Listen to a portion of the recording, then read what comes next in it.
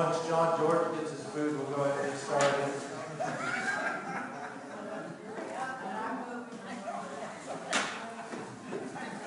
Again, I want to welcome everyone to our 2017 Candidate Forum. Thank you for taking time out of your beautiful, windy, sunny evening to join us here. We'll go over some ground rules. Again, there's cards up here. If you want to ask questions, go ahead and write down your question and drop it off the station. So just a couple of ground rules. Our introductions are going to be 3 minutes long. The candidates will answer 5 questions. All candidates will have a chance to respond to the same question within 2 minutes. We're going to start at this end of the table for introductions. And then each candidate will be given the opportunity to do a 2-minute closing. So, I want to first welcome our candidates, Chris Mercier, Michael Langley, David Lewis, Lisa Lino, Tanya Gleason-Chepek, Mark Mercier. And I also was asked to make an announcement this evening. I was contacted by candidate Angela Schlappe, who was asked to make the announcement that she is withdrawing from the 2017 election. We do know that the ballots have went out. Her name and picture will still appear on the ballot, but she had asked that I make that announcement this evening. So that's why Angela is not here. So with that, we'll go ahead and get started. And again, feel free, there's plenty of food up there. We'll get started with introductions. There's a time clock over here, and we'll have 3 minutes for introductions. So we're ready? Any questions from the candidates before we get started? All right. It's all yours, Chris. All right. Thank you. Well, I'm not really sure whether to look at you or to look at the camera, so you guys probably want me to look at the camera. So my name is Chris Mercier. I'm one of the incumbent private council members. This will be my 5th term. I was first elected back in 2004, and at that time I used to almost never talk. Now people tell me that I talk too much. But I was reviewing some of my statements that I made earlier in the campaign, and I'm proud to say that some of the same things I stood for back then I stand for now. I always been a big proponent of openness in our tribal government. That's a simple issue, but when you expand upon it, it becomes quite complicated. I think that as tribal members, you all have the right to information. You have the right to expect transparency in your government. You have the right to expect that your tribal newspaper is free of undue political influence. I think you have the right to expect that your council members will report to you on a regular basis on what they're doing when they're out there representing you. Communications emphasize a lot in every election. I think that's because it's one of those issues that can constantly be improved upon. The first year I ran in 2002, we simply had newsletters, and if you wanted to listen to a Wednesday night council meeting or general council meeting, you had to order a tape. You actually had to order a cassette tape. Now, of course, we live stream a lot of them. We've got transcripts online. We live stream this from what I understand. So while we have a lot of critics who may not be pleased with the level of communication we're getting from the tribe, I don't think anyone could argue that we have improved leaps and bounds.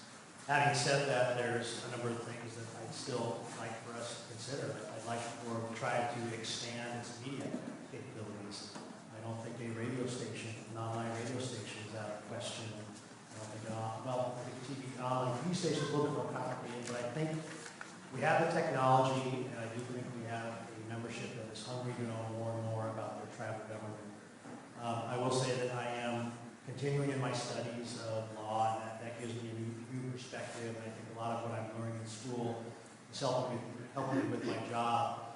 And just in case anyone forgets, my background is in journalism. I went to the University of Oregon. I graduated in 1998. So I'm a journalist, a politician, and I'm studying to become a lawyer, which, those are 3 of the most trustworthy and venerated professions in the world. Now, I joke, but I always seek to prove people wrong. So thank you all for coming out.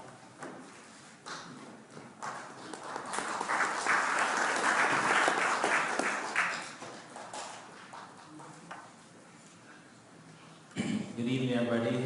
Good to see a good turnout. It's nice to see this. I think with always when we offer food, we get a better turnout. It's kind of our way, I think. The first question always, anytime we get an organization, some kind of meeting is, what food are we bringing? My name is Michael Langley, and I'm going to probably keep this a little bit brief, which is somewhat unusual for me. I usually run out of time, but we've been doing these introductions for a long time.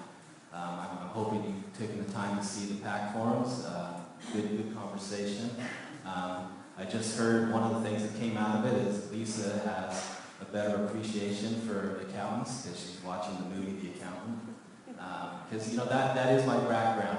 My education is in accounting, and it's a lot of people think that's kind of dull, but it is the language of business, and that's why one of the reasons why I'm running is I think that represents all of us. That type of background helps take care of everybody in the tribe. I also have been working at the casino for the last 8 years in internal audit, and it's been great. I've met a lot of people. I've got to know just about every job that's in that casino because that's what I'm tasked to do. Is in audits, we're not really trying to finger or point blame anybody. We're trying to find ways to make things better. Efficiency, effectiveness, that's our real mission that we're trying to accomplish. We do look at other things, if looking for fraud or something, but that's not our main goal. Our main goal is to make things better, and that's why I'm running for council. I'm hoping I can bring those skills to council. I don't think we've ever had an accountant on tribal council. I bring that to the process of internal audit where those analytical skills, I think that would serve the membership well. One of the main things, one of my top priorities is the endowments, making sure that they're protected. I think that starts with our database, and I think, again, it's not a very glamorous subject, but before we get into a lot of other investments, I'd like to make sure that those endowments are truly fully funded, or if they're overfunded, that we have money available to invest in other things. So that'll be my focus. I said I'd keep this brief. So I hope you all participate. I hope you encourage everybody to vote. It's very important, and the more participation we get, the better. The better we all are informed. So thank you, and I'll pass it on to David.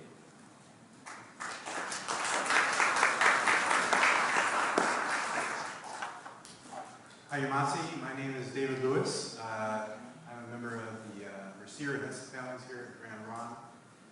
My grandma was Norma Lewis. Grandfather, actually father was Gary Lewis. He helped install the first machines in the casino and served as a manager there for a number of years. He passed in 2011 when I was working with the tribe. I worked for the tribe for 8 years as a cultural manager. I helped design and implement the museum project, trained most of the staff there, and many of them are still doing the jobs today. And hopefully that when that museum is open, it will be a great, amazing accomplishment for the tribe. We'll have really good events there, really great interpretations of our history there, and everybody will show up. So I've been broadly a historian and a researcher. I'm actually an anthropologist. I went to the University of Oregon for a number of years and have a couple degrees in anthropology. And so I've been studying the tribal structures, tribal sovereignty for a good number of years in sort of international context. I brought that into my work on studying the Grand Ronde tribe. I've been looking at tribal histories for a number of years, and I have a blog called Indian History Research that's on WordPress if you want to check it out.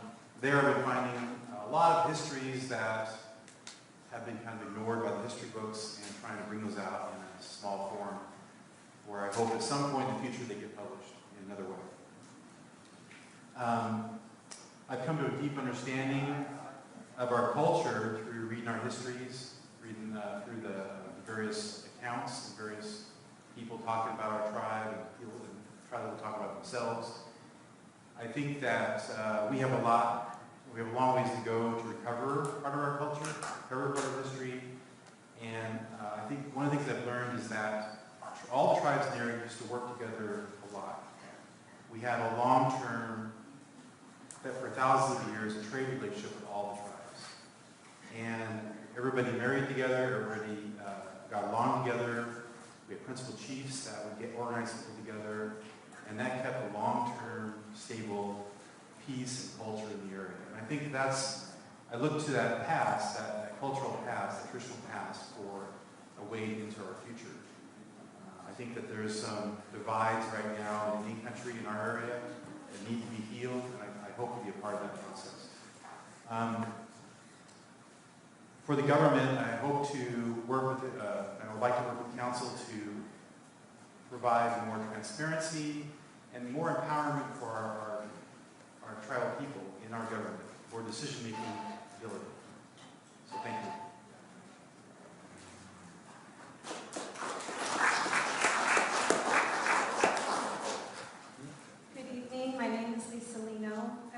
Thank each and every one of you for being here today and taking part in the election process. I would also like to take this opportunity to thank Ed Larson for nominating me for this honorable position of Tribal Council. I wish he was here tonight, but he's not. A little bit about me. My parents are David and Lynn Lino. My grandparents are Arnie and Maxine McKnight Lino. My great-grandparents are David and Emma Tom Lino and Thomas and Elvira Langley McKnight, and I honor them.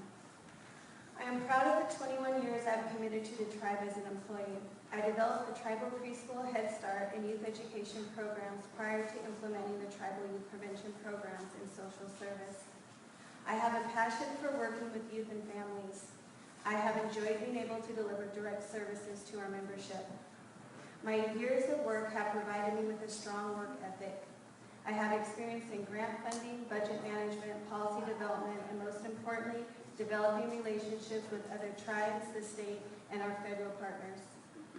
I am proud of the service and community that we have built for our membership. I am running for Tribal Council to continue to build on the great foundation that our previous leaders have established and continue the vision of our ancestors. Thank you.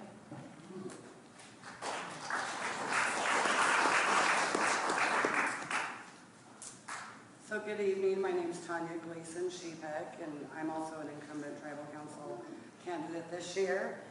And I didn't prepare a statement, so I just wrote down some notes real quick, but I'll start by introducing, my mother is Laura Gleason, my grandmother was Phyllis Kierton, my great-grandmother was Adeline Haller, and I'm a descendant from Chief Sangretta.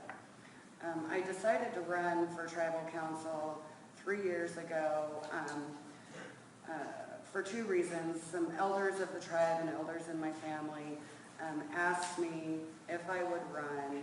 They were interested in having somebody who's fair, honest, and would work for the entire membership. And there was a concern among these elders that two of our longtime Tribal Council members, Ren Lino and Cheryl Kennedy, may soon be considering retiring, and there was concern about that transition and possibly losing that knowledge. And they were interested in getting somebody in that would be at the table with them, because book learning is important, but the best way to learn is to be at the table with those people that were there when those decisions were made, and really learn that from them, so that you can carry that work forward. And I do want to say that both, Ren and Cheryl have been incredibly open to, teaching and sharing everything that they've gone through and all the decisions that they've made. As far as my background, before council, I worked in the health field, specifically in dialysis, where I learned a lot, but mostly I learned, long-term planning, decision-making, teamwork, and I think all those things really complement my personal passion, which is really to help people. And I think all of that was very good training ground for the work that we do on Tribal Council. And, I think our elders and our past Tribal Councils, they've done a great job rebuilding our nation. And now I believe our focus, should be on preserving, protecting, and growing those services. And I believe as a council, as a tribal member, we can be grateful for what our tribe gives us and still ask that they do more and still ask that they make improvements. And that really is my goal, is to improve on what is already existing, especially the direct services. And, you know, there's been improvements, but there's always opportunity to do more. And I, similar to Chris, I went back and kind of viewed some of my original campaign stuff from 2014. Oh! So finally, I'll just say that we have more in common than we have that divides us, and I would like to see us move forward, focused on those things that bring us together.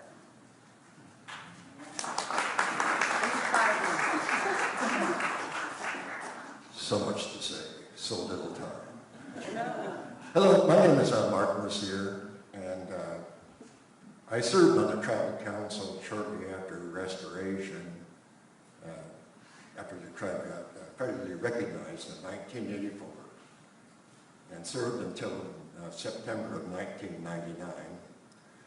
But in that time, I was active in seeing the tribe get the 9,800 acre timberland that it now has through the reservation plan. Then 4 years after the tribe got that, the council elected to go into gaming. And so I'm running just primarily to preserve what we have, but I would like to see more employment opportunities other than the tribe and the casino. What kind of jobs can we get?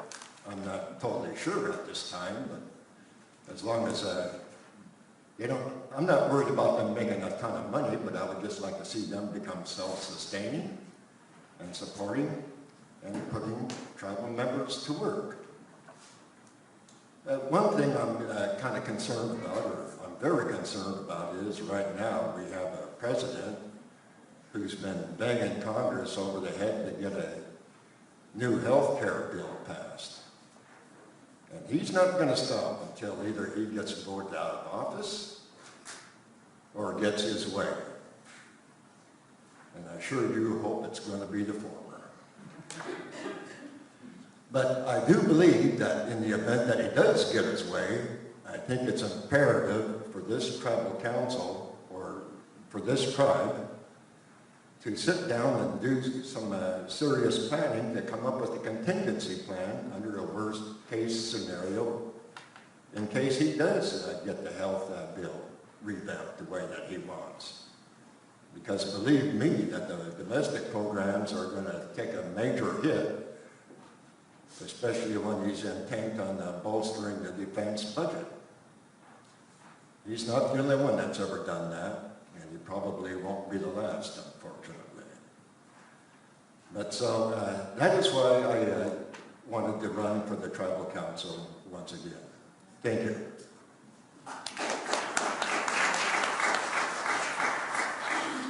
Thank you, everyone. Thank you for the opening comments. So again, we're going to draw questions. Last call for submitting questions. If you want to bring those up to Stacia. Again, your question may not get drawn. We're going to draw 5 questions. Each candidate will get an opportunity to answer the same question. So, and we'll do that just by raising your hand, and if we can pass the mic, and we'll hand the question out also. So we all ready? 2 minutes. All right. This question: if elected, what will be the top 2 things you will prioritize and start working on immediately? Any takers?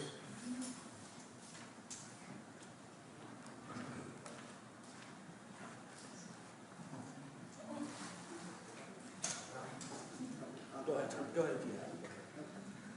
Okay. So, if elected, top 2 priorities for me would be, number 1 would be protecting the endowments. I would like to see that work move forward, whether it be that we do a constitutional amendment that requires us to get the vote of the membership if we spend more than a certain amount of money or a % of the endowment. I think we need to begin those conversations with the tribal members and see what it is that they want, and then get that language out there for the membership and get that put into the Constitution. I think that's extremely important.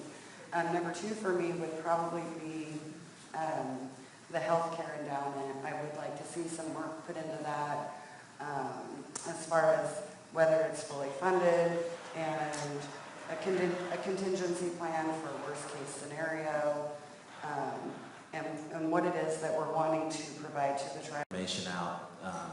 Actuarial accountants do a lot of assumptions on birth rates, death rates, and things like that. We actually have also blood quantum that we have to factor into the endowments. So that would be my first priority, because we need to know that they're secure before we get into any more investments. And we've actually pulled from the endowments on some bad investments in the past. So for me, that's the number one thing. Everything needs to start from that. Once we know what those are fully funded, then we can move on to the next one, which for me, the priority would be economic development. And I think that's going to be, no matter what, we're going to take a hit from the Cowlitz Casino. We're not sure exactly what that is, but there will be some impacts. And we don't have to make as much money as the casino makes, but we need to fill in that gap somehow. And I think that there's different ways we can do that. One of the ways we can decide to make the casino more of a destination and do some investments around the casino that help draw in people from the highway. I've really talked a lot about bowling alleys in the past, and I see Umatilla is now putting in a 32-lane bowling alley in theirs, and they're doing a lot of investment in their casino. They're tearing down their old hotel, building another tower. The 32 lanes, like I mentioned, they're adding 4 more cinemas. So there's some things we can do around the casino. I know a lot of people like a golf course, but that's an expensive endeavor and you need the property. But there's other things we can do, such as a partnership with Cross Creek. I've talked to those people, and I think it's something we could do as an alternative to actually owning our own golf course. And then the other one I'd like to get into, and I'm running out of time, is I'd like to really see hemp, not necessarily the marijuana industry itself, but the hemp industry is something I think there's some good opportunities. Next candidate, anyone? Chris? Okay, well, this is definitely one of those questions that I had to think about. But I guess if I'm being completely honest, one of the first things that I would do if I were to get elected to another term would be to set about, and I mentioned this in my opening statement, expanding our media and our communication capabilities as a tribe. Because I think whatever else we do, whether it's economic development, whether it's constitutional amendments, whether it's the endowments, I think we need to keep our membership in the loop more often about what we're working on. And I think right now, having a publication that's only twice a month, and then having a tribal member-only newsletter, it's only 10 times a year, and then videos a couple times a month, I don't think that is sufficient communication to inform our members of everything that we have going on within this tribe. And I think communication is, again, one of those issues that no matter what, it's going to relate to every other issue, because members have a right to know this stuff, and I think some of these things like constitutional amendments, they're going to be more supportive if they know what's going on from the get-go. The second thing that I would look at is, and this is a little vague, earlier this year we had a constitutional expert from another tribe come in, and we had talked with him about the possibility of him coming back and helping us look at ways to build upon our Constitution and expand the rights of our tribal members. And I don't know if we would want to bring someone in, or if we would want to look at possibly appointing a task force or something. But we've had a number of constitutional amendments over the last several years, and each and every time they're introduced, they fail. Some of them have failed narrowly, but I think if we really want to expand the rights of our tribal members, it's going to have to come through our Constitution. So those would be the first 2 things I would work on. I know it's not as interesting as maybe some other things, but I believe those are what we need to work on. David Lewis. We'll follow that up with Lisa and then Mark. Thank you. Excellent question. Can you hear me? First off, I'd like to work on Somebody turn off. First off, I'd like to work on a long-term planning process for the tribe. And so in terms of like a process, there would be sort of multiple developments of that, sort of economic development strategy and planning, healing tribal relations with other tribes, empowerment of the tribal community, and local development. So that's all part of a larger sort of plan, and it's hard to place that into two categories, but I guess the two would be empowering the community for local decisions, for decisions in our government. Advisory votes are part of it, and transparency is part of it. But really empowering people to be involved in the process and bring them along with that planning process. So we all know where we're going, and we're all along with the procedure of what we're going to get to. And so I think one of the reasons I'd like to do this is I have a lot of questions. A lot of questions about what is our mission, what are we doing, where are we going as a tribe. And so I'd like to see everybody being able to answer that question. You know, everybody involved in that process of coming along with us in the planning of the tribe and development of the tribe. So installing an education committee, we already have an education committee, an economic development committee, and that planning process will sort of guide us to fueling or funding either tribal security issues that we're having today with the possibility of loss of federal funding. So these are things I'd like to see. Thanks. Hello. One of my priorities is to secure program and funding for our future generations.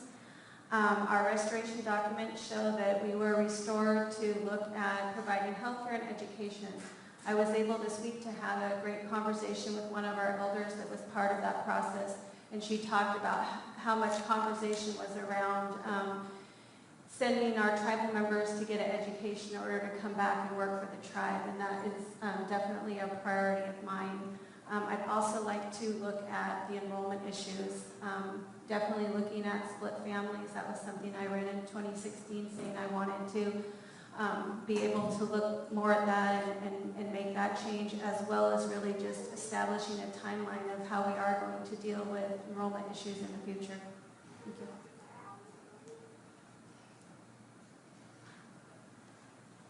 Well, other than the topics that I mentioned, one of the things I would like to see is that, with the education programs, that they continue to enhance them and provide more educational opportunities to all the membership, regardless of where they live. And I would like to see within the local area to sit down and start looking at drafting a comprehensive development plan covering all aspects of development, including economic, housing, utilities, etc. And working with the other local entities to see what their plans are for the area as we all move along.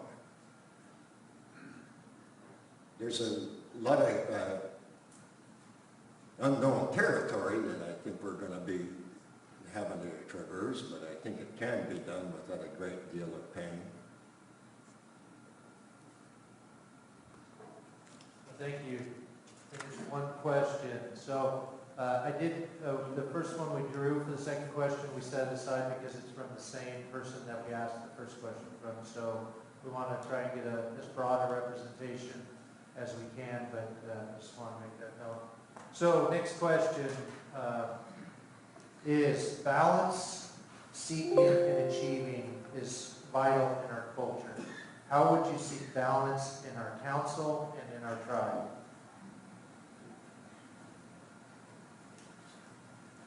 I'll repeat it one more time here, and then we'll pass the card to whoever wants to go first. Balance, seeking, and achieving is vital in our culture. How would you seek balance in our council and in our tribe?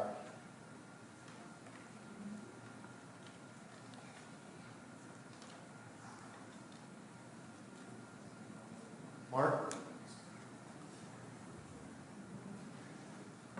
Well, I guess that's something that we're always going to have to try to see if we can achieve that. But I think right now the most important thing is going to be that the tribal council communicate with the membership about what it's trying to do and see, their input throughout the whole process, regardless of what topic or subject we're discussing at that time. So, how are we going to do that? Through smoke signals, or enhance the media capabilities of the tribe? I'm sure there are ways out there, but it's just going to take some time to see what can be done, to get this going.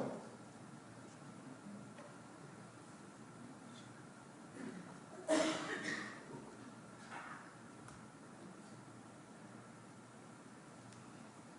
volunteering to go?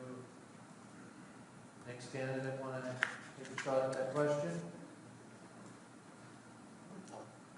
Mike?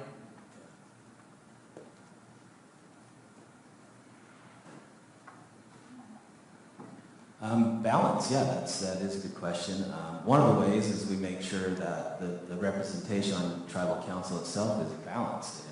And I think the different skill sets we're looking for is what every individual is bringing to the table. And I've talked about my skill sets in accounting and internal audit, but I've also been a manager. I've also done sales. I've been a project manager. And when you're a project manager, you have to be accountable for your time.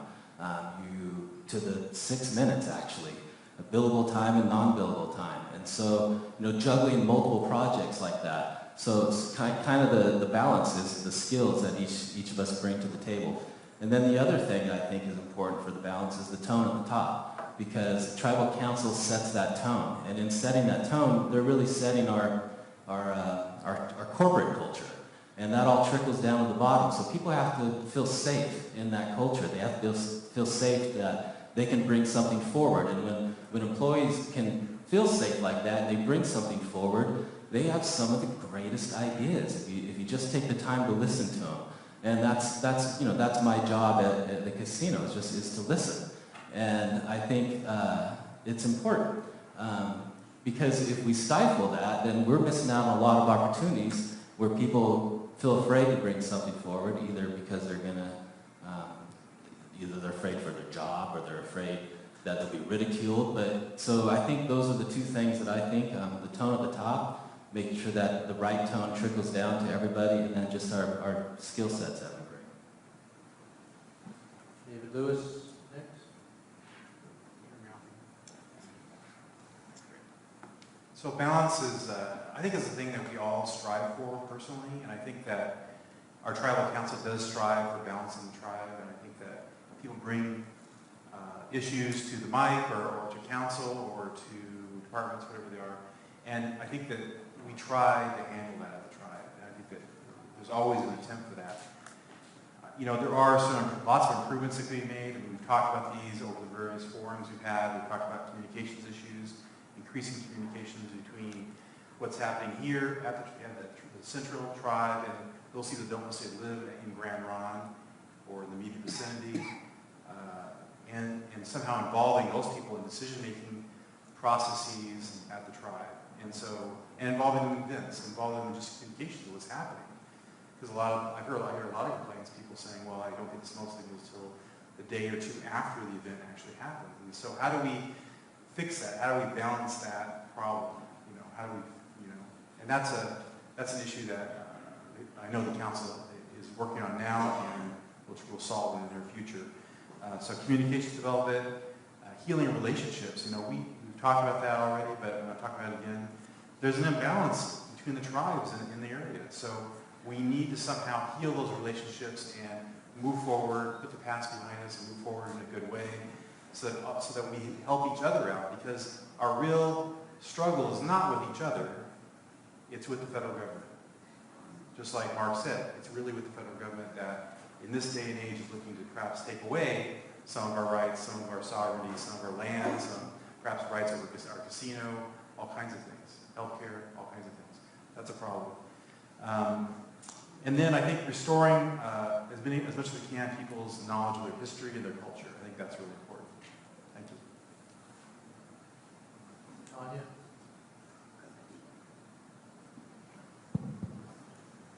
So balance is one of those things that I think is extremely important as a council member. I have a personal philosophy, and, I believe that, on one side you have book knowledge, traditional school knowledge. On the other side you have life experience. And when those things come together in the middle and you move forward with decisions in that way, that is where wisdom comes from. And that's balance. That's balancing those things. And I think with balance comes wisdom. I think that's extremely important. How I would personally seek balance is I would try to focus on what we have in common, less focus on those things that divide us. I think the divisive issues get a lot more attention than they should, and I think that restricts us from doing a lot of the good work that we can do. I would advocate for tribal council to identify goals and then prioritize those. I think if we have specific goals that we're wanting to meet during that year, and we're all working towards those goals, then our different ideas on how to get there won't really matter as long as we reach those goals at the end. Gives us all something in common to work towards. I would engage the membership, all of the membership, whether you vote for me, you don't vote for me, we agree on something or we don't agree. I believe in engaging all the membership, and I think right now we've made a lot of improvements with communication, but we need to have more actual meaningful engagement, two-way communication. I'm open to listen to all ideas and make an effort to gather all information before I make a decision. Not taking things personal, I find that to be something that we struggle with on council. Taking comments personal or making issues personal. And then I believe in consistency and fairness in all processes, I think creates balance.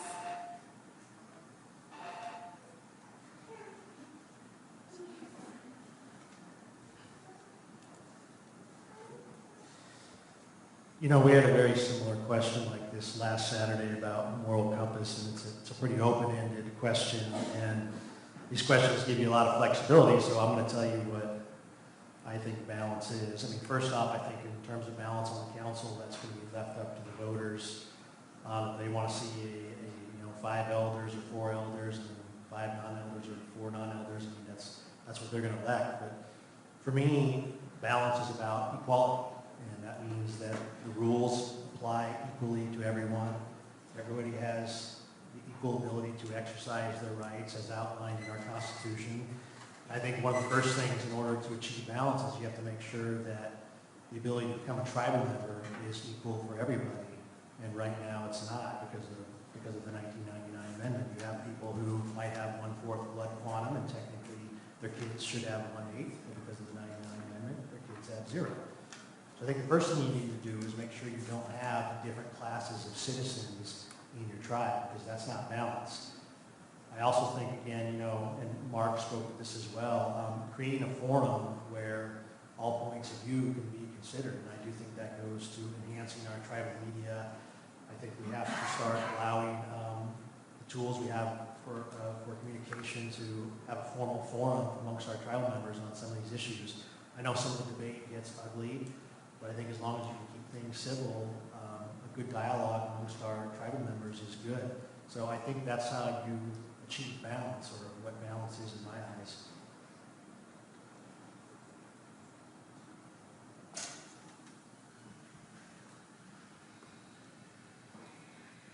When I think of balance, for me, I think of really the physical, emotional, and spiritual aspect. I think about fairness. I think that's a very good point that was brought up today and has been brought up in several of our other PAC forums. So when I think of physical, I think about our surroundings. How do people feel? Do they feel safe? Do they feel comfortable? Do they speak? Do they talk? Do they share? Emotional, mental health, and spiritual well-being really comes from the work that you're willing to do too within yourself as well as a group. So when I think of tribal council, how do we achieve balance on there? I really think it comes from being able to look at ourselves as well as other people. I think that it's often easy to look at what's wrong with someone else instead of taking the time to really look on what you need to work with within yourself.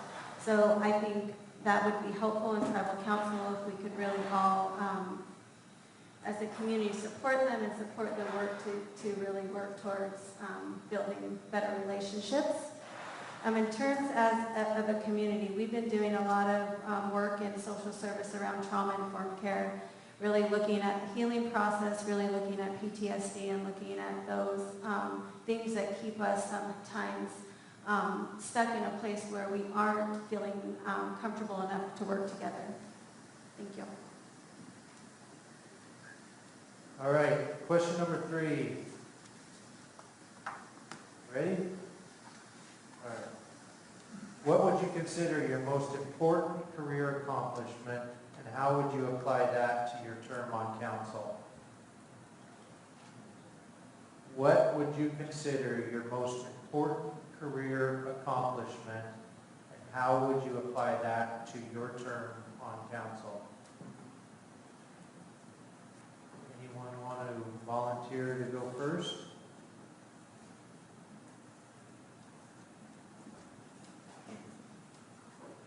They're still writing diligently.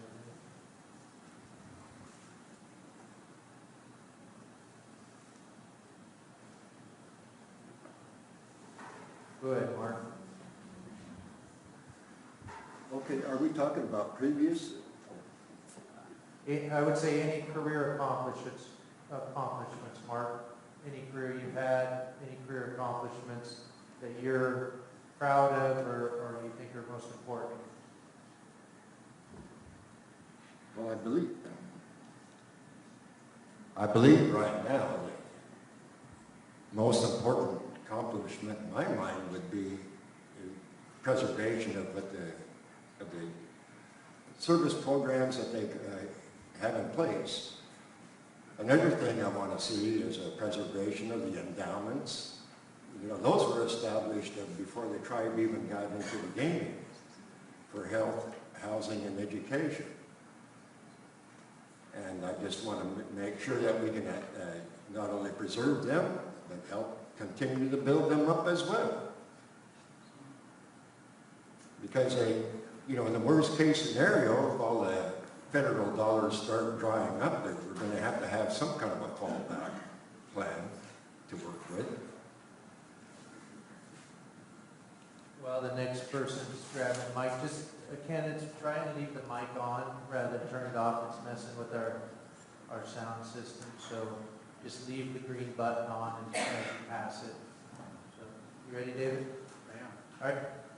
Well, I was thinking about this the other day, and one of my proudest accomplishments was when I first started working for the tribe in the culture department. I instituted a program of cultural requests, and we started out with maybe 20 to 40 a year, and we ended up, in the last year I was here, some 250 a year. And we were basically reaching everybody. We reached the whole Willamette Valley. People were responding to us, and we were actually getting out there and teaching our history, teaching people about the tribe. And we started to see results of that. We started to see people. We sitting in a coffee place in Salem somewhere, and somebody would come up to me and said, I saw this sign at a park, and I read about the Calapuyas, and it got me interested, so I went and bought a Calapuya book, and I talked to my kids about it, and we learned all about the Calapuyas based on that sign.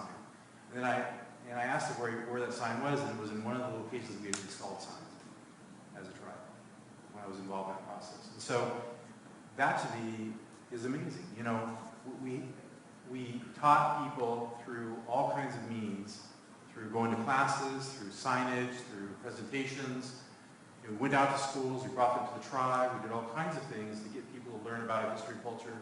And people began looking towards the tribe for information and history of the tribe, rather than going to a scholar out there, rather than going to a professor somewhere, rather than talking to some random person in a historical site, but into the tribe. And so that, to me, was the most important accomplishment that I did. Lisa? When I started here over 21 years ago, I started when programs were just starting here at the tribe. And we ended up developing a tribal preschool Head Start program and also a youth education program. And our youth were disengaged. They had really lost their sense of identity, and they were struggling in school. They were struggling to fit in our community and to have a place. And when we developed the youth education program, we really saw a turnaround, and we saw that our young people started to thrive. Within the first 5 years of our youth education program, we improved our graduation rates at Willamina by over 80%. Our youth were just wanting to be involved in anything and everything that we provided at that time. We developed leadership academies with Salem and Portland school districts. We started taking our young people out, and we really developed a very strong group of young people that I cannot wait to see what they are going to do for our tribe in the future. So that's my most proudest accomplishment.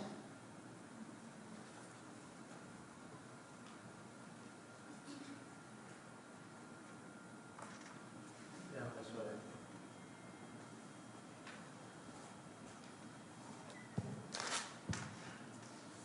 Well, that's another tough question, and I guess where I'll go with this is, when I first got elected to council, I was only 29 years old, and one of the things that I encountered a lot was doubts about my ability to do the job because of my age. And the year I served as chair when I was 31, I continued to have those doubts expressed to me. So when I first got on council, I was involved in a lot of the local governments, like the Council of Governments, the Midland Area Commission on Transportation.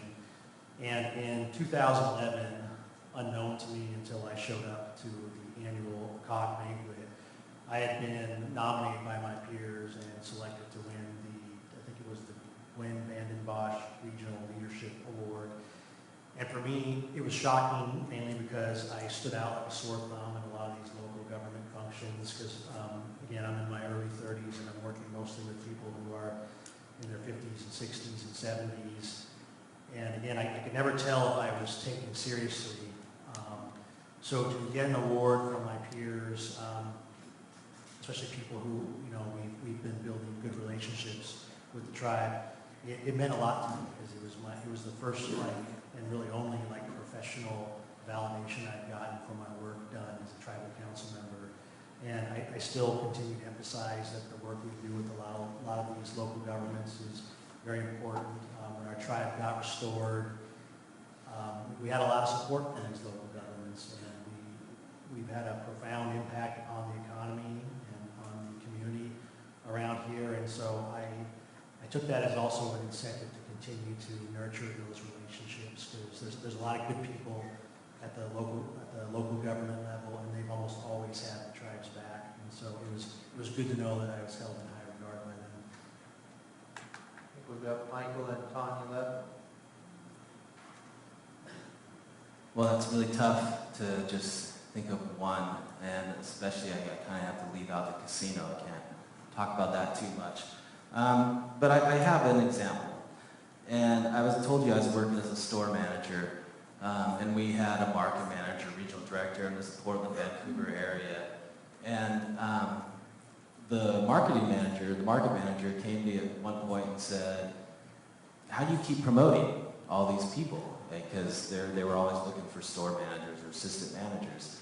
And I said, "It's really easy. I'm not afraid to hire somebody smarter than me. I'm not afraid that they're going to take my job. What I do know is when I hire somebody like that, they make me look better, they make my job easier." And so then what came out of that conversation is they started feeding me people that they wanted to be store managers, people that they thought would be somebody good. And I kind of got that reputation as, if you go work in his store, you're going to get your store someday. And so I think that's kind of an example of one of my most important things. And then how that applies to tribal council is you give people the tools and the development they need, and you're not afraid that somebody might be smarter than you. And in that process of watching somebody else succeed, let's face it, that's always just a good feeling. but also then you succeed yourself on tribal council. And I think that's probably my best example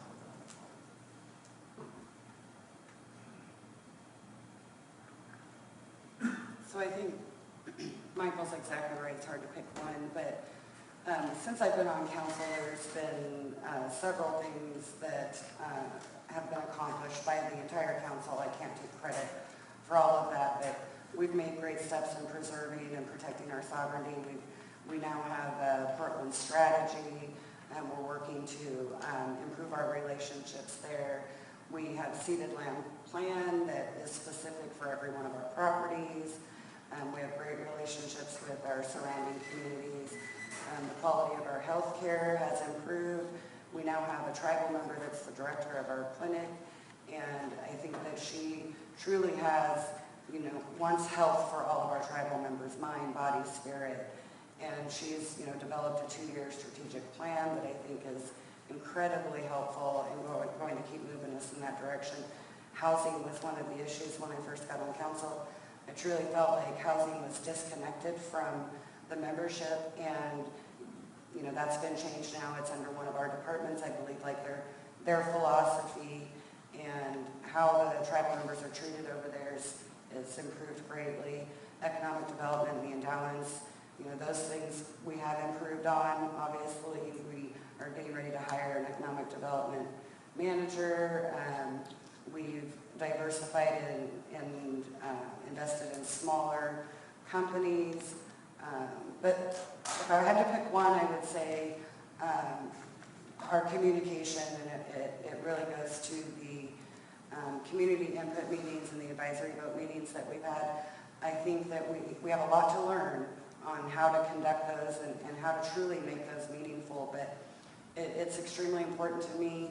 It was in 2014 and continues to be important to me to have meaningful engagement with the tribal members, not just us communicating to the membership, but a two-way communication. All right. Finish question number 3. So we're on to question number 4. 2 more. This question, and then 1 more. All right. The housing department has spent thousands of dollars rehabbing rental housing due to occupants' drug use. What do you think the tribe should do to keep drug users and drugs out of tribal housing? I'll repeat it one more time and then pass the question down to you. The housing department has spent thousands of dollars rehabbing rental housing due to occupants' drug use. What do you think the tribe should do to keep drug users and drugs out of tribal housing?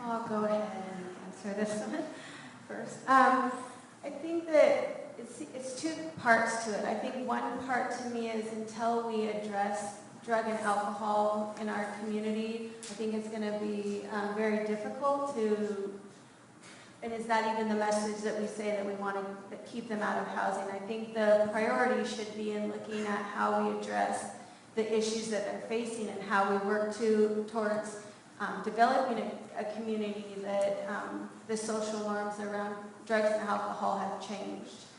So in terms of keeping them out of tribal housing, to me, the question would be how can we deal with the drug and alcohol issue? I think we have a drug and alcohol program that works really well with people who are struggling, but I think that it's still very hard. We hear stories all the time of people that have to leave our community because it's very hard to live here when you've been involved in that type of behavior for a long time. So I promote more resources in terms of not money, but just opportunities for things that are drug and alcohol free, more community engagement in terms of how we look at addressing drugs and alcohol. We have a lot of people who are struggling in this community, and I would just like to see us really address that issue. Thank you.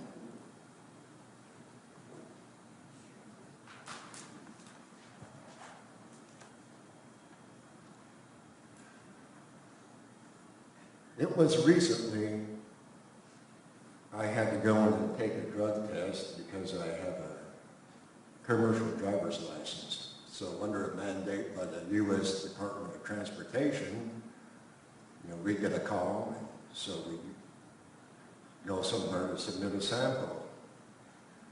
And one of the questions I was asked at the last time I went in for a test, they asked me, something about housing.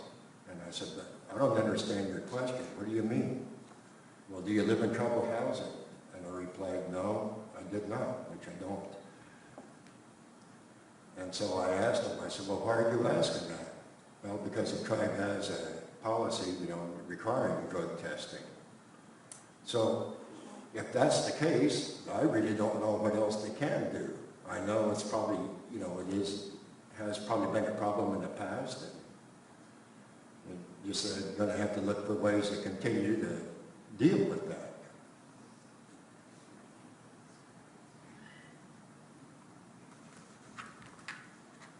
So for me, I guess there's a couple of points. I think prevention, number one, I think we do a lot in prevention, but really building that trust with those people that are living in housing, and especially those that are struggling with addictions or they don't have a job or those kind of things. Just building that trust and that relationship with them, really focusing on the youth and helping them make better choices, I believe. Also, our police have a philosophy that I think they call it community policing, where they are out in the community, they're meeting the tribal members, they're having relationships with those children, and they're not focused on incarceration and prosecution, but they're focused on helping those people that are having those struggles. And I think all of those things are very good. I know that we do have a problem, with the cost associated with rehabbing housing units because of drugs, but nationwide, our drug epidemic, as far as in the housing, is much smaller than many of the tribal communities, and I think it has a great deal to do with our prevention, and we just need to continue to build on that. And I don't actually believe that if somebody's found to be using drugs that our first action should be to kick them out. I think that while they're in housing, that's a good opportunity for us to intervene and find out what their barriers are, why they're struggling, and offer to help them, find a way to help them. We kick them out, they're still part of this tribal family. They're still our responsibility, and we've lost that opportunity to really reach out to them and make that connection and possibly make a difference for them or their children or their grandchildren. So,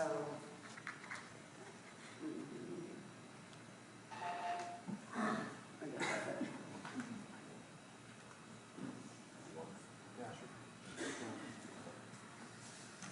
This is a tough question. In my family, there's been drug issues. In my extended family, I've had drug issues with cousins and aunts and uncles and people like that. So, we all deal with it in our families.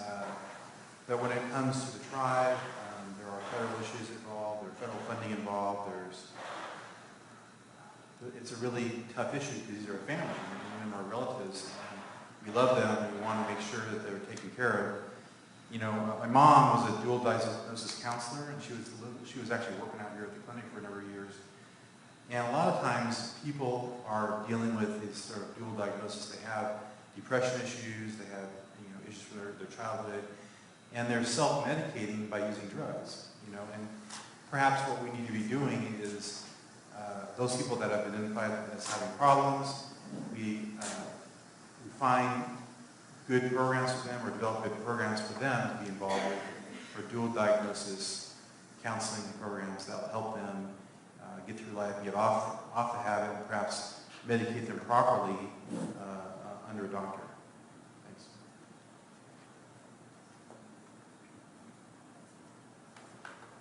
That's a good and tough question, especially following. I actually agree with a lot of what Lisa and Tanya said. I don't think always just going directly to kicking them out is always the best. Clearly, meth brings its own challenges and bigger challenges, and it's unsafe for others. So that's at a whole other level. But, you know, I've lived in tribal housing for 7 years. I haven't really seen any of those issues. I hear about them a lot. I don't know, it's because I get referred to that I live up on Snob Hill. I don't know if that has anything to do with it. But I've seen kids go from grade schoolers to high schoolers. And it's great. And they see me and recognize me and talk to me. And I love that. And I don't think kicking people out is really going to help those kids. So if we just boot them out, what are we doing for services after that? You know, how are we taking care of those that clearly have a problem? And then what's happening to those kids too? So I tend to follow kind of what Lisa and Tanya say is, you know, better services, better reaching out to people, and you know, it takes a village. So we have to ourselves reach out to those people. I've been told by some of my cousins that they can point out the people that are the drug users in housing, and everybody knows. So maybe it's just knowing those people, and if we call them friends, just letting them know that we could be there for them and we'll help them and try and give them some services instead of just being quiet about it all the time. I think that's some of the things we could do. Well, I guess I have no choice but to go now. Well, I'll be honest, I've been sitting here thinking about it because there's the answers that I want to give right out of the gate. And when I think about them, I don't know that it's the right way to go. I think one answer is to improve your screening process. But again, you know, we're getting into some of the issues that others have raised. I mean, if someone was convicted of a drug-related offense, we're going to ban them from tribal housing for life, especially if they never relapsed or had any other drug-related issues. So it's tempting to take a hard-line stance, but I don't think that's realistic. I think the first thing we need to do is just allow our tribal police to do their job. They're the ones charged with enforcing the laws. One observation I've made, and Mike kind of alluded to this as well, is that there seems to be a hesitancy by some people in tribal housing to report anything. And I know that I've dealt with that specifically because people would come to me and say, well, so-and-so is dealing drugs. What are you going to do about it? And I don't know what I'm supposed to do. It would seem you want to have facts before you act on anything. And you hear rumors about how bad drugs are in housing, and it's hard to say. I mean, we do have a meth problem, but I think it's all going to come down to what you have in your policies. I think it is, to some degree, going to have to come down to screening and, again, just giving people a comfortable forum through which they feel they can report. Because there is this kind of code where people feel like they're ratting on their neighbors, and I don't know. If it's there and it's serious and it's affecting people, we've got to find a way to deal with it. All right, thank you. Last question, then we'll move on to our closing statements. I'm going to paraphrase this one, trying to make it a little more easy to answer here. How would you ensure that there are fair hiring standards for all tribal members and all tribal members are treated fairly in the hiring process? So how would you ensure that there's no or how would you ensure all tribal members are treated equally in the hiring process, that there's no favoritism?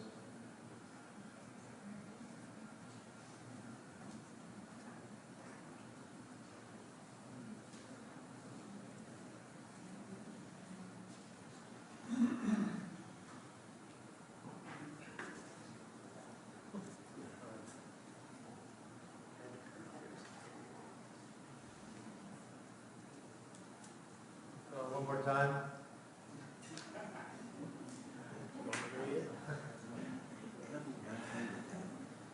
Pat, can you pass it down to Mark? So how would you ensure that there's not favoritism in hiring, everyone gets an equal shot?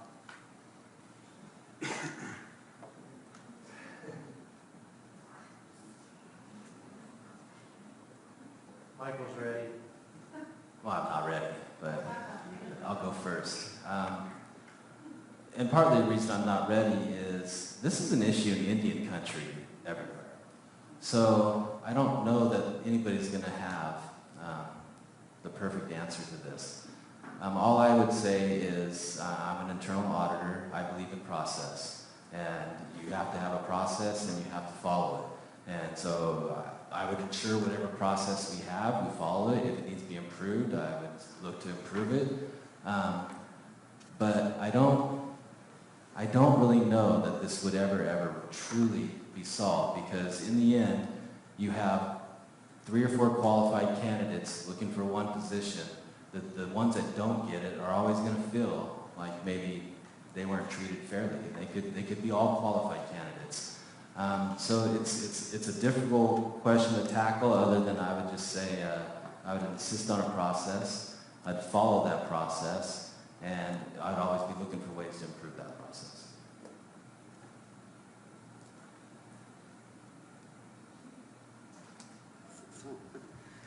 So this is actually one of the things that council has identified as a goal that we've been working on, and I think we have made some improvements. But I think, number one, tribal council needs to clearly message to the general manager and the chief of staff that we expect a fair process in the hiring and interviewing process, and I think we've done that.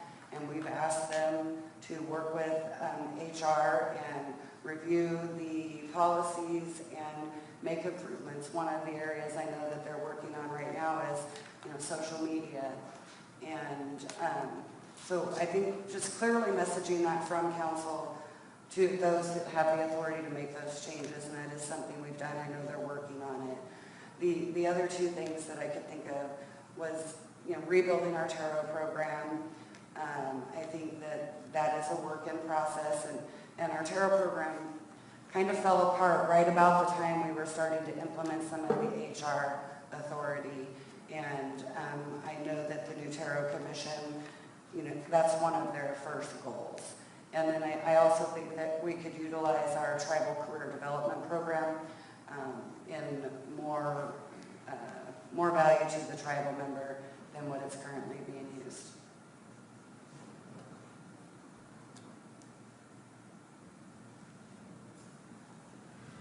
Well, that is where the policies, hiring policies and procedures need to be clearly spelled out. Because the tribal council, it used to be when I served on there, had nothing to do with the hiring of the tribal personnel. And so if I were to take a look at the policy and see something that I didn't agree with or didn't look fair to everybody, I would speak up and say so. And so, and if I ever see any of a tribal council, interfering with the hiring process or trying to get somebody fired, then, I would speak out against that too.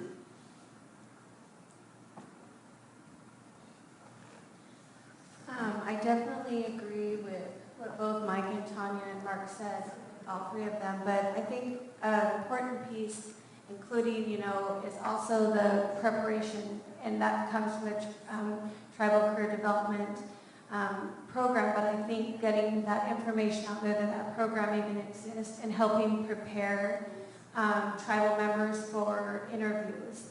It's very true that a lot of times when we're interviewing now, we have a lot of tribal members that are applying for one job, and we have a very, very tough job to do.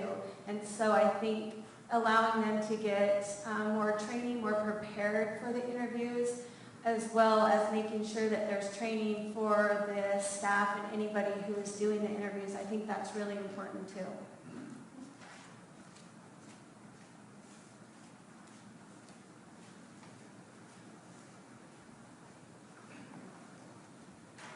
Well, about the only role that I would see council playing in this is creating laws that are enforceable to protect people from being targeted or to stop people from being favored. Because I think the question said targeted, but some people feel that people may be targeted, and some people feel that others will be favored. So I've heard arguments on both sides, but I think Mark had a good point. I don't know that you want council to be involved in too much in hiring issues. So the only way I would know how to do this is to create a law that's enforceable. I will say, going beyond just hiring practices, I still think that something like an ethics commission is something we should consider, because we need to have some, I think, independent body who is charged with enforcing a lot of different tribal laws. This could be one of them.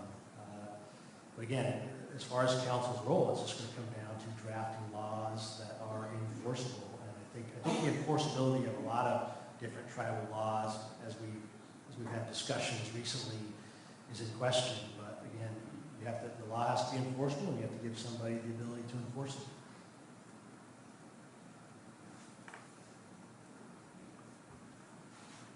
Well, I've been involved in a lot of hiring. I hired a lot of employees for the culture department and later on the museum.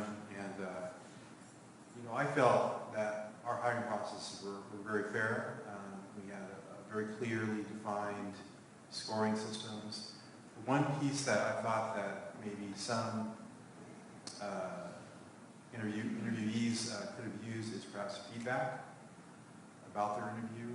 I don't think people really understood sometimes how they appear in the interview process. Maybe what people have said that people don't really know how to take interviews sometimes, so they don't really understand how they come across. And then just the review, like where they're ranked in the whole process, would be a good feedback. And then maybe some feedback from an HR administrator about how to do better on the next interview. So that sort of feedback to tribal members on how to get a job and how to do better in that process would alleviate some of that, and perhaps even complaints about maybe that people think the process is not fair. Michael, you went first. So that concludes our 5 questions. We're now going to move into our closing statements from our candidates. I've drawn at random from our 6 candidates here the order of that. So the order will be Mark Mercier, David Lewis, Michael Langley, Lisa Lino, Tanya Gleason-Sheepbeck, and we'll finish off with Chris Mercier. So again, 2 minutes on the clock for your closing statement to sum up your information you provided or make your statement. So go ahead, Mark. Okay. Right now, I believe that this tribe is going to be entering into a pretty critical stage. Just considering what's going on the federal level. And so I think that if we're going to continue to provide the services that the membership now enjoys, I think the tribe needs to get serious about thinking of ways to make sure we can preserve that. And so, for now, is what I'm hoping that I can just get on the tribal council to see if we can at least do that.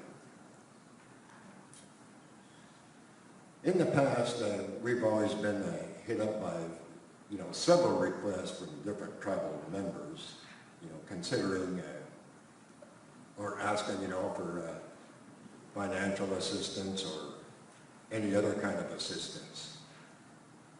And one of the things I always cautioned the tribal council about at that time was that if you do it for one, you're going to have to do it for all. And if you can't do it for all, then it's best you just don't do it. Thank you. Next, David Lewis, closing statement. So I have a lot of thoughts about how I perhaps can help the tribe. I think I have a very analytical mind. I think I can think through a lot of issues. I'd like to see a better standard of living for all tribal members. I'd like to see what we can do about utilizing the money that we do have to do some of the projects that the tribe has been asking for years, for some 30-something years. The original tribal plan, which was published, asked for a market, asked for all kinds of things out here that we don't yet have. And so I'd like to increase that standard of living for everybody out here, because I know when I worked out here, people would complain that they had to drive all the way to McMinnville or Dallas to go to the store and get good prices on food and stuff. And so why don't we do something to help people that are living out here by putting and selling a market out here? I'd like to see more transparency in that whole process, so that tribal members can be involved in those decisions of where the market, what kind of market it is, whether we team it up with other businesses to make it worthwhile for everybody, whether it pays for itself, how jobs would be established through that. I'd like to see all that. Plus, I'd like to see our overall level of historic knowledge of the tribe increase. I'd like to bring a project to help everybody understand deeply how our tribe was changed and modified by the U.S. government, and why we're here, where we're at today, and see how we can do to heal from the last 150 years of colonial development by the federal government. And so I'd like to see what we can do to fix that, if we can, and bring everybody along with us, if we can. Thank you. All right, Michael Langley for closing statement. I guess in closing, I'm going to say, I guess I have just a feeling of a sense of urgency. And I want everybody to feel that, not in a threatening way, but just a sense of urgency, because the world isn't waiting for us. It's moving on. The Cowlitz tribe is not done with their investment. They're going to invest a lot more in their property. So whatever impacts we're having now, we are probably going to see more impacts down the road. They are definitely not done. They're just kind of scratching the surface of what they've started. And so that's why I said before, we need to make sure that our endowments are protected. And I want that starts before everything. And once we've done that, I think it's imperative that we begin the conversations around a master plan. Right now, we kind of look 1 or 2 years out in our budget. And while that might serve budget needs, it's not really serving good planning needs. We need to look a lot further out, 5 years, 10 years, 15 years, and what we want to accomplish. And even some things that, gosh, we'd really like this pool, but where does that fit in the plan? It maybe doesn't fit in year 1 through 5, but it fits year 5 through 10. And, right now we are on the cusp of a 20-year business cycle. And it's in all business books that you either adapt to the competition or you're going to decline. And so for me, I don't want to concede to the Cowlitz tribe. I think we can both make money, and I want to make sure that that sense of urgency I bring to tribal council, that it'll be what I really work towards, developing that master plan, so that we're not at the whim of each succeeding tribal council. Each succeeding tribal council will know where we want to go, because we've had those hard conversations together, and we started implementing those plans, and that's why I want you all to vote for me and get me on tribal council, so I bring that sense of urgency for all of you. All right, next candidate for closing statement, Lisa Lino.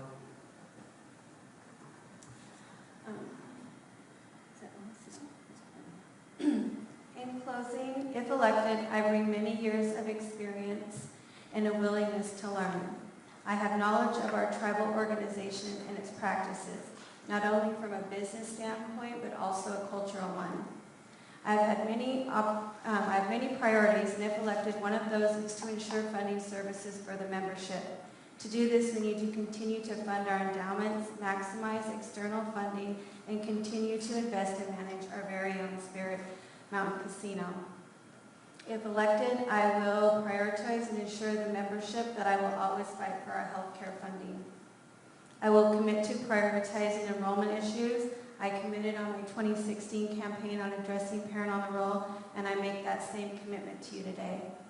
We were restored to provide fundamental services to our tribal members, and I want to ensure that we continue to take the steps forward towards securing these services for future generations. After all, that was the vision of our ancestors. We should be proud of what we have in the community that we have built and never lose sight of where we came from or from whom we came from. If elected, I will represent this entire membership and continue to carry out the vision that our elders and ancestors had for our tribe and community. I humbly ask for your support. I have a few seconds, so I wanted to mention I had oral surgery yesterday and had an allergic reaction to the medication, and I do not feel well today, and I will be reviewing this and taking some time to kind of look back and maybe answering some of the questions a little bit better, because I really do not feel well. So thank you very much for coming tonight. Next, Tanya. So in closing, I just want to thank all of you for coming, those who are watching online. And again, I just want to say thank you to all the candidates that showed up and are participating, and good luck in the candidacy. You know, for me, I just want, you know, there's, I don't even know where to start. I just would ask that you support me this year. I'd be honored to continue, you know, to work on sovereignty and improving services, engaging the tribal members, making a difference today while planning for the future. You know, there's been great improvements, but there's always opportunity to do more. And, you know, one of the things that my mom said to me when I first decided to run was, don't let this change you, and don't start acting like a politician. And, you know, I honestly feel that it hasn't changed me. I've never forgot where I came from, and my passion is still about helping people, and it's always going to be about helping people. And I'm very approachable. I think that, you know, no matter who you are or what your belief is, I'm open to having a conversation with you, and I want to work for the entire membership. And just focus on what we have in common, a lot more than what we do now. So I'd be honored if you would vote for me, and I thank you for your participation. Candidate Christopher Stewart for your closing statement.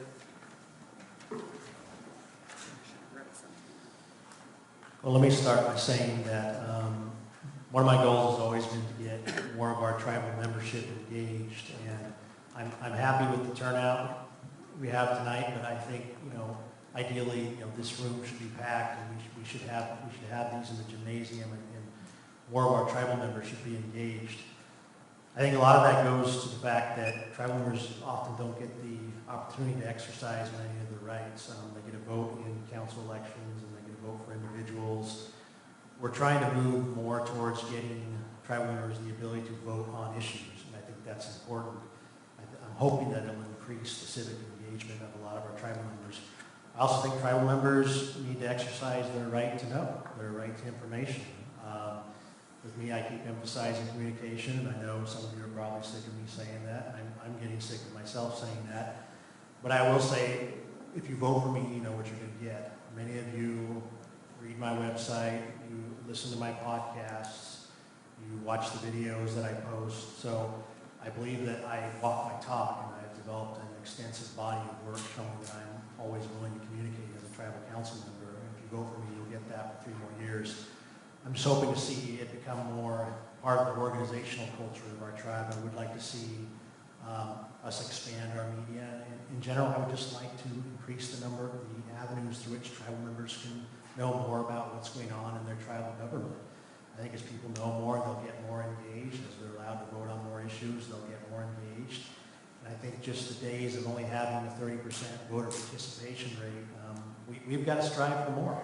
And I'm hoping that as we change a lot of things here, you know, people will come, and they'll want to know more, and they'll want to be engaged more. So that's what I hope for this election. Thank you. Let's give all the candidates a round of applause.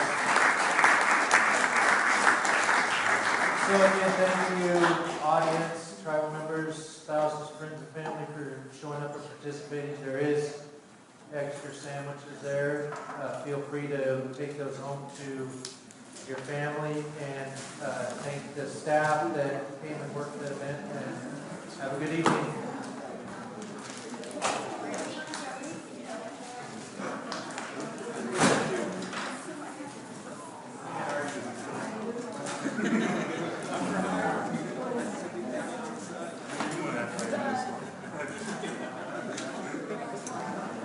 These are so stressful for me.